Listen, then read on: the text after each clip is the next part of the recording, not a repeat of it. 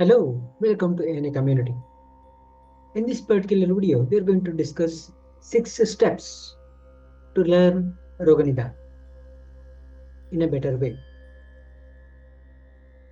So, the 6 steps are: first one, decide exactly what you want to learn. So, there are several terminologies are being explained.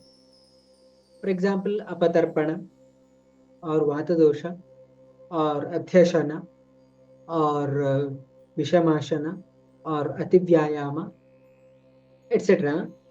Decide exactly what you want to learn first. Then explore the meaning of that particular term. For example, the term langhana refers to the measures which are actually leading to the lightness of the body. It doesn't mean fasting only. The term upavasa, what we can say, that can be considered as the fasting as such.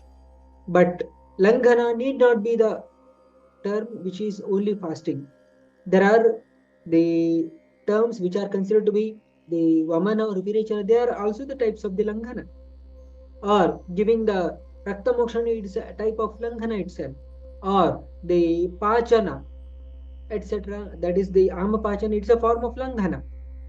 So that is what you need to explore the meaning of that particular term. Apply the principles of the dosha, dushya, srotas, agni, and ama.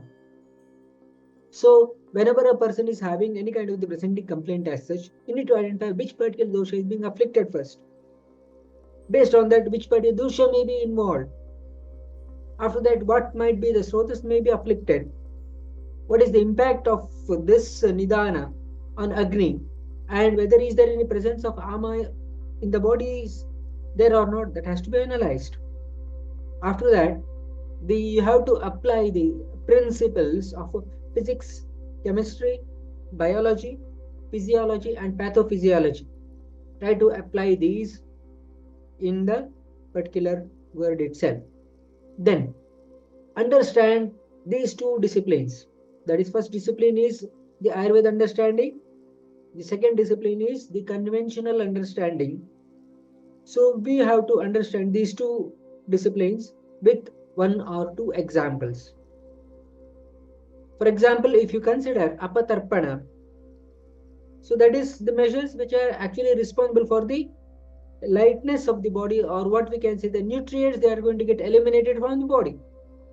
When you think about it in terms of the physiology, etc., that is actually responsible for initially carbohydrate depletion, which in turn leads to fat depletion. Later there will be protein depletion may be taking place. In that way, we have to learn these two disciplines with one or two examples. After that, we have to teach the what you have learned to some other learner of the Ayurveda. These are the 6 steps that will help to understand the subject very well with deepest understanding. That's all for today. Something more in the next video. Thank you.